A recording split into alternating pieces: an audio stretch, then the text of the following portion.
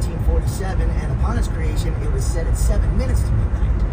And pretty much saying the world was running out of time, I guess you could say. And as tensions escalated over the years, that clock definitely has moved forward and backwards, for that matter. You know, the treaties and whatnot, and peace and love happened. Well, that clock goes back, which is definitely a good thing.